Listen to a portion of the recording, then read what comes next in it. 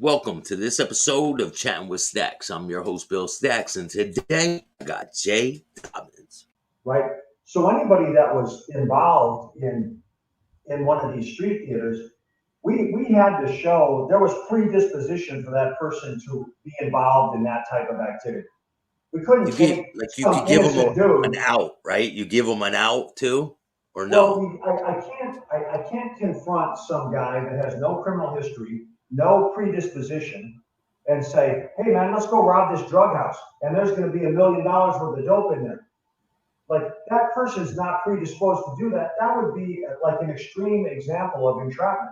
But if that person is predisposed to do drug robberies and do home invasions, and then there's an opportunity presented to him, like I didn't create this dude's life for him. He chose that before he met me.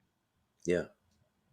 There's another element, a legal element that you have to be aware of as an agent is outrageous government conduct. Like I could not be so extreme and so out of control and so wild in the way that I acted that I was worse than the person who was being investigated, if that makes sense. I seen one where you were hitting the guy in a bar, right? And you said you were holding back on your punches. Well, so if I'm in the middle of a bar fight and everybody around me is smashing on people, like I didn't create this. I didn't invent this. I'm in my role, right? I'm trying to stay believable. But like when those situations happen, when someone was like getting rat packed, like I had to stay in role, but at the same time, I can't stand by and watch some civilian have his brains bashed out and end up with dead or with brain damage. So I would try to fight to the middle of the fight, get to the victim, headlock him, like throw some legitimate punches on him. It's not like I'm going to kill anybody punching him in the head, but Kind of in reality, keep you in between you yeah, and in them. reality, what I'm trying to do is keep this dude from taking a steel-toed boot in the forehead, right? Yeah. And it's going to knock his brains out of his ears. So I'm sure you could have been a guardian angel for some people in those situations, You know what? There's a funny story. Like after the Hells Angels case ended and some publicity came out on it, I got contacted by like some random dude who I didn't know who he was. And he's like, "You don't know me. There's no reason for you to know me, but you saved my life because the Hells Angels were kicking the dog shit out of me, and you fought to the center of that fight and protected my head. And if you had not been there, they would have killed me." So, like that's not a hero story. I'm not like none of my story is a hero story. I'm not trying to prepare myself, present myself, sell anybody that like I'm the knight in shining armor, that like I'm like the white hat cowboy that's coming in to save the day. But there's events like that took place where like you have to engage and try to do the right thing. So was there any times where the other guys that you were involved with wanted to go do some crazy stuff and you're like, listen, man, you're trying to talk them down? Yeah.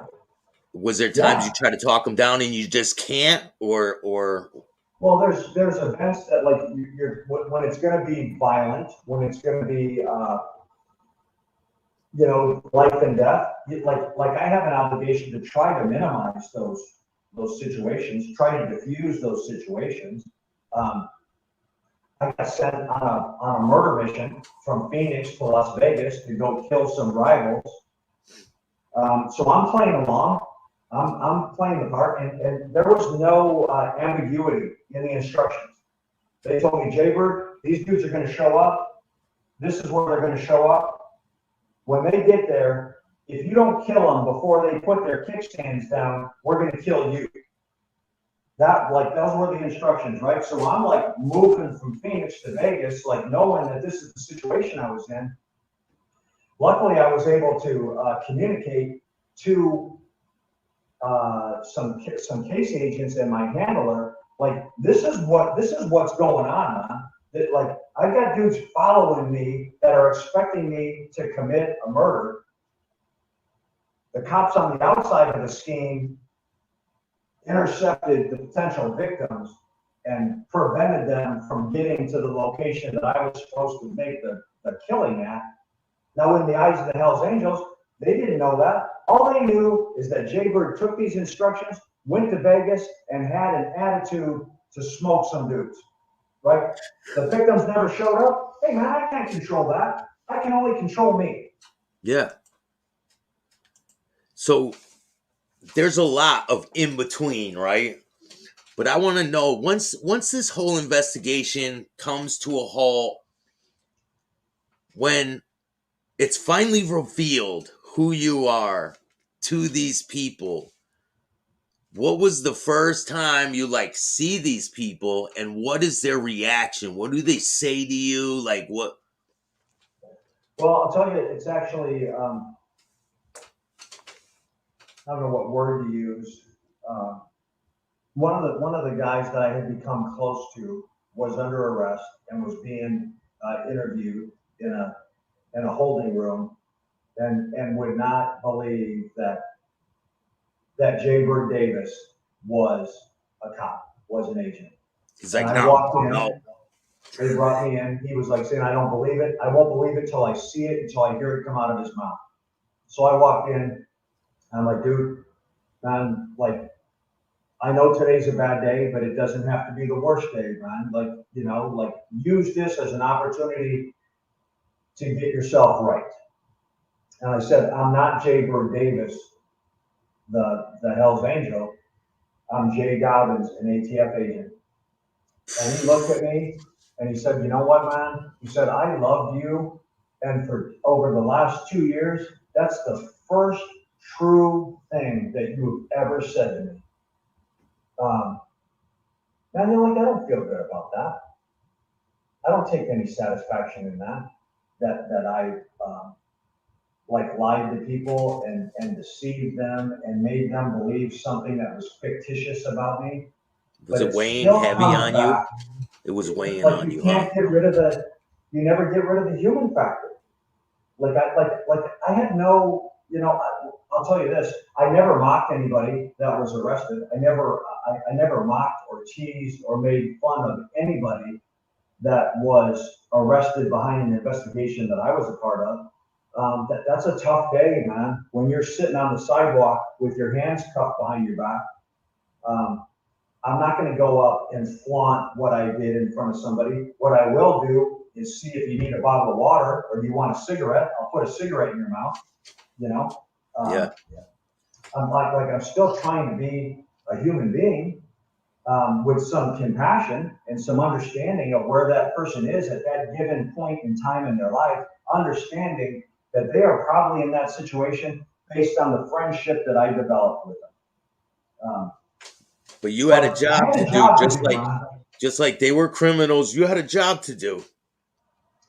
There's no secret to that. There's no mystery to anybody that's operating in gangland that there's people on the other side of that equation that are investigating them and trying to figure out what they're doing and trying to get under their wire. There's no secret to that.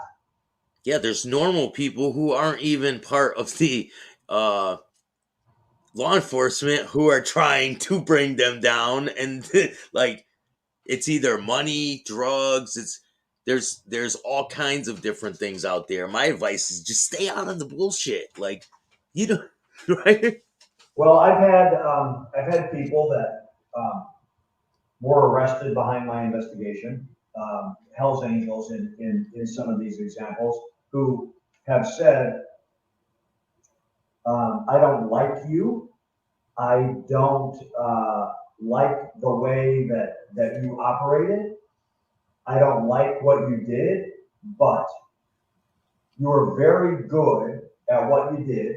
You convinced me that you were someone other than who you were, and like there's a game being played out there.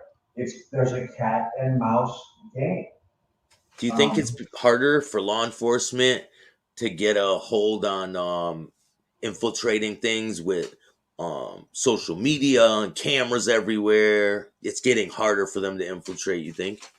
it's so much easier now to like truly figure out who someone is, through like all those sources and elements of information that we have access to just as civilians than it was 20 or 25 years ago.